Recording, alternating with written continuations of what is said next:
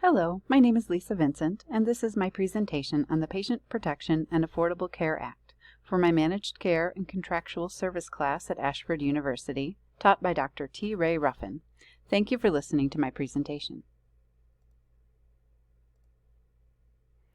The Patient Protection and Affordable Care Act is a law designed to achieve nearly universal health care insurance coverage in the United States.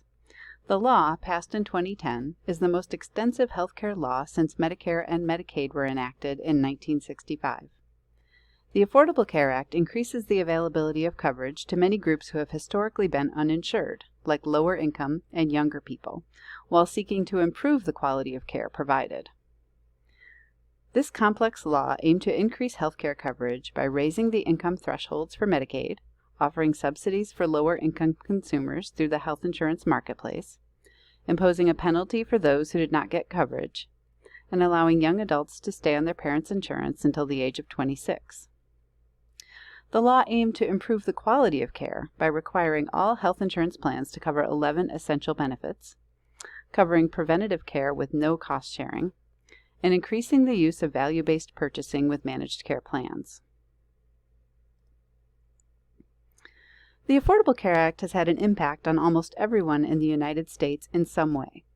Arguably, the biggest impact for individuals is the knowledge that if they lose their job, they will still be able to find affordable health insurance regardless of any pre-existing conditions.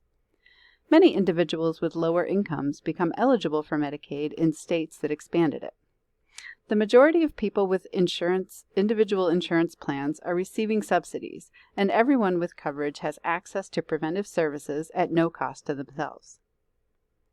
Since the Affordable Care Act was implemented, 12 million people became eligible for Medicaid, 10.7 million people are enrolled in marketplace individual plans, and 9.2 million of them receive some level of subsidy on their premium. 2.3 million young adults were able to stay on their parents' insurance until the age of 26, and the preventative services are available with no cost sharing. When the Affordable Care Act was first implemented, many large employers expected to stop providing health insurance to their employees, expecting to have them get their coverage on the exchanges created by the Affordable Care Act. Because both the employee and employer would give up tax benefits to access their health insurance on the exchanges, employers continued offering coverage. Before the Affordable Care Act, employers were already interested in value-based payment structures for their employee plans. One important way the Affordable Care Act is designed to improve care and lower costs involve requirements to transition to more value-based payments.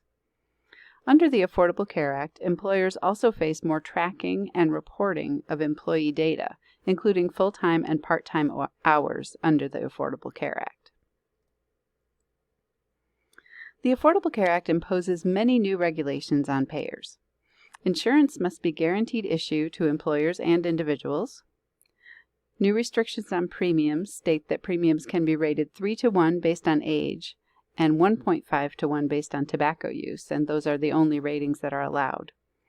11 essential health benefits must be covered, and preventive care services must be covered with no cost sharing. New regulations placed on payers by the Affordable Care Act made premium calculations difficult for payers, especially when the Affordable Care Act was first implemented. Payers were faced with new patient populations to cover and new benefits they had to provide without any actuarial experience with these regulations. Payers lost money in the first year these regulations were effective at an average of $23 per member per month. However, these losses were offset by reinsurance payments for high-risk patients that were higher than estimated by the payers. The reinsurance payments were designed to stabilize the market, and they worked as intended, minimizing insurers' losses. The Affordable Care Act is currently being challenged in court, with arguments before the Supreme Court in November of this year. The Affordable Care Act has faced many legal challenges since its inception, but if this latest case is ruled in favor of the law's challengers, the entirety of the law will be declared unconstitutional. This will cause an incredible amount of disruption in our healthcare system for individuals, employers, and payers. An estimated 12 million people could lose their Medicaid coverage if the ACA is ruled unconstitutional. The stability of the insurance market would likely be negatively affected, along with the elements of the ACA that improve the quality of care. Thank you for listening to my presentation. Here are my references.